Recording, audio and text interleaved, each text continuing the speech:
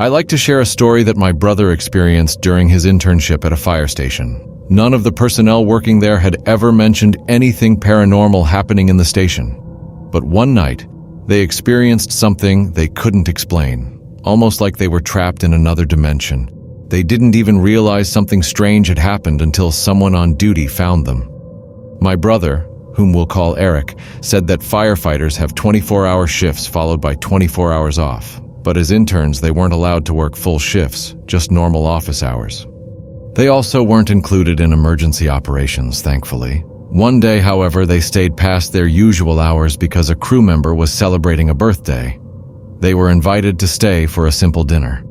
Since firefighters must always stay alert, the party was low-key. Around 8 p.m., they said goodbye to everyone and prepared to head out.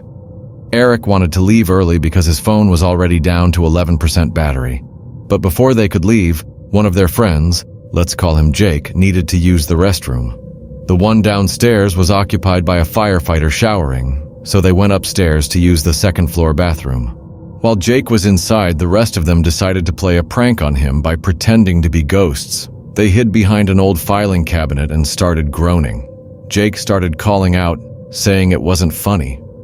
One of the interns pretended not to know what he was talking about while Eric and the others kept moaning. Jake banged on the door and cursed at them. Eventually, he came out and found them behind the cabinet. He started playfully punching them, and they all ended up mock sparring, laughing the whole time. After a while, they decided it was time to go, Eric especially, since his phone was now at 5%. When they got downstairs, they told the firefighter on duty they were leaving. The firefighter was shocked to see them and asked where they'd come from. Eric said they were upstairs using the restroom. The firefighter raised his voice and said he thought they had already left hours ago. Other crew members came out, also surprised. Everyone said they thought Eric and his friends had gone home, but for Eric and the others, it had only been about 20 minutes. That's when they realized it was already after midnight. Nearly 4 hours had passed. Eric checked his phone. It still had battery life, just like he remembered. They all checked the wall clock and their phones. It was past midnight. They were in shock. They tried to reason what happened. Maybe the clock was wrong. But their phones said the same thing. They had no memory of those missing hours.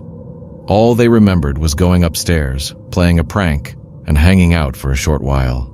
This was the first time something paranormal was reported in that station, according to the crew. You can call me Chris. This happened back when I was jobless. I didn't want to sit around feeling useless, so I joined our town's neighborhood watch. I had the build for it, and I was used to staying up late anyway. Our chief said they needed more help, especially at night. Crime had been creeping up, and more eyes meant more safety. For the first 2 months, it was routine. Chasing off minors breaking curfew, stopping drunk men from smashing bottles in the street. Nothing too serious. Until one night. It was just past midnight. I was patrolling with another volunteer in our community trike when we saw someone on the side of the road, a tall man, moving strangely. He didn't notice us at first. As we got closer, we realized he was kicking a dog. Its skull was caved in. Its inside spilled across the pavement. We jumped out and shouted at him. He turned around. What we saw didn't feel real. He was tall, pale, skeletal. His teeth were incomplete, just jagged bits. His eyes, bloodshot, sunken, wild. We cuffed him without a fight. He didn't speak. He didn't even resist. We locked him in the holding cell at the outpost. No one wanted to be near him. His stare, it cut through you like he was peeling something off your soul. We stayed outside, sipping coffee, trying to pretend it was just another night. Hours passed. One of the guys went inside to grab the keys. A second later, he came running out, pale as a sheet, screaming. "The guy's gone!" We rushed in. The cell was still locked. No broken hinges, no open windows, no secret doors. Just an empty room, and the cold feeling that something wrong had been in there. We filed a report, searched the whole block. Nothing. We never saw him again. But I swear, he wasn't human. That face, it haunted my sleep for weeks. Back in early 2023, I had just moved into a small rental house about 20 minutes outside the city. It wasn't anything fancy, just a one-bedroom place with creaky floors and an old furnace that made the pipes knock when it kicked in. But it was cheap, quiet, and mine, which was exactly what I needed after a messy breakup. It was a Thursday night, cold, drizzling rain, the kind that clings to the windows and makes everything feel a little more isolated. I had finished dinner, watched some TV, and was in bed reading around 11:30. That's when I heard the first sound, a single, dull thump, somewhere in the living room. I paused, held my breath. Nothing, just silence and the soft hum of my space heater. I figured it was the house settling. Old homes creak, expand, groan. My dad used to say that all the time. So I went back to reading. Maybe 5 minutes later I heard it again, this time closer, like a soft knock or shuffle on the hardwood floor. I sat up, turned off the heater so I could listen better. It was quiet again. But I don't know. There's a difference between the random noises of a house and the pattern of something moving. This didn't sound random. I grabbed my phone to check the time and realized it had died.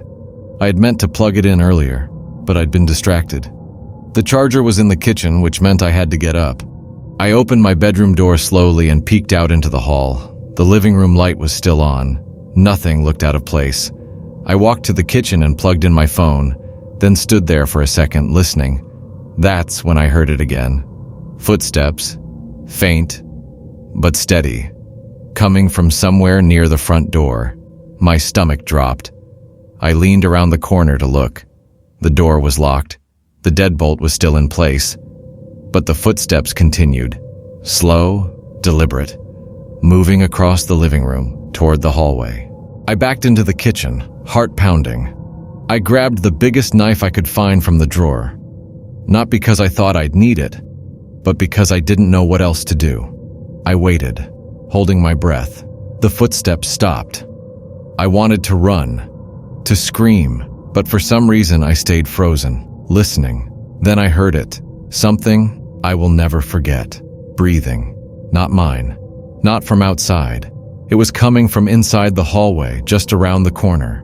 Slow, raspy, like someone had just come up a flight of stairs. I stepped back again. My charger cord was too short to grab the phone. It was still dead.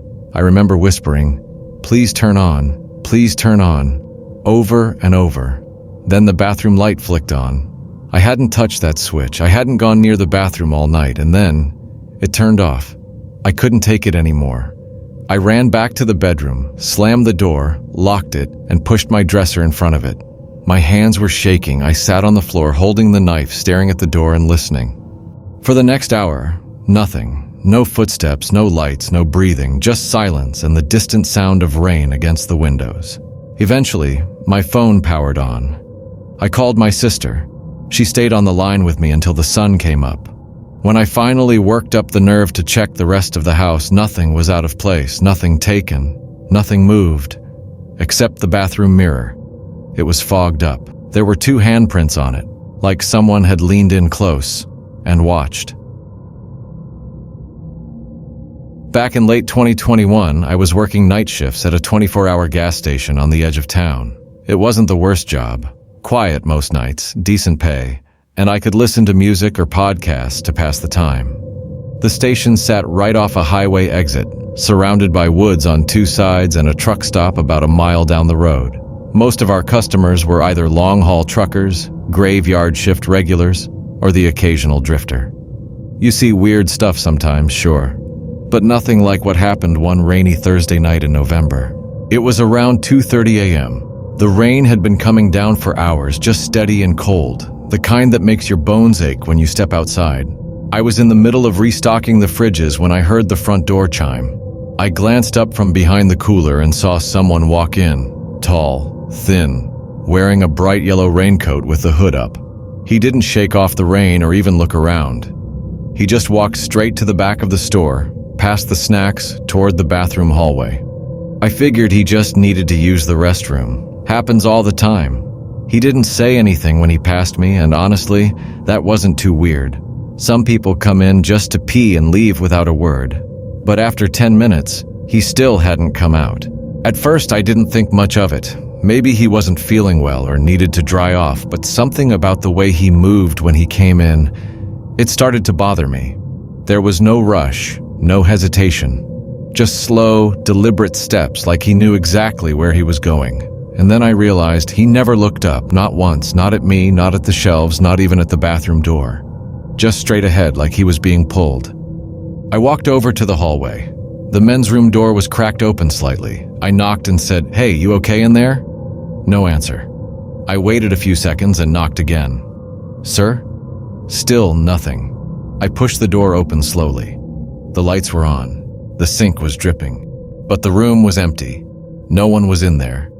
I stood there for a second, just staring at the floor. It was wet, like someone had walked in soaking and stood there for a while. But the only footprints led in, none leading out. And the back door, our employee exit near the bathrooms, was locked from the inside, same as always. I checked the women's restroom too. Empty. By now, my heart was beating a little faster. I know it sounds dumb, but I started second-guessing myself. Maybe he slipped past me and left. But I never heard the door chime again. And there's no way he could have just vanished. I went back to the counter, checked the camera feed. Our system wasn't great. Grainy, black and white footage and only 2 angles. One at the register, one pointed at the store entrance. I rewound the footage to around 2:32. Watched myself behind the cooler. Saw the man enter. Yellow raincoat, hood up. Clear as day. But he didn't walk toward the back of the store. In the video, he walked straight up to the counter. He stood there, maybe 3 feet away from me, just staring. You can't see my face in the footage, just my back as I keep restocking drinks. But he stands there, unmoving, for almost 30 seconds. Then the footage cuts, just skips ahead by almost 2 minutes. And when it comes back on, I'm walking toward the bathroom hallway like nothing happened, like I never even saw him. I sat there staring at the screen, skin crawling, trying to remember if I felt anything, like someone watching me, but it's blank. Total gap in memory. All I could remember was hearing the door chime, seeing the coat, and assuming he went to the back. I didn't sleep when I got home that morning. I kept thinking about how close he was, how he was right there, inches from me, and I didn't even notice. I asked my manager the next day if we'd had issues with the cameras glitching. He said no. That night I pulled the audio from the footage, just out of curiosity. At the exact moment the video cuts out, there's this soft whisper, barely audible over the store's hum. It says, "You can't see what doesn't want to be seen." I quit 2 weeks later, got a job at a car wash. Sometimes when it rains and I see someone in a yellow coat walking down the sidewalk, I have to look twice. I keep telling myself it was a trick of the light, a camera glitch, a mistake. But every time it storms and the wind howls just right, I swear I hear that whisper again. Thank you to everyone who listened to my story. If you like this, don't forget to like and subscribe.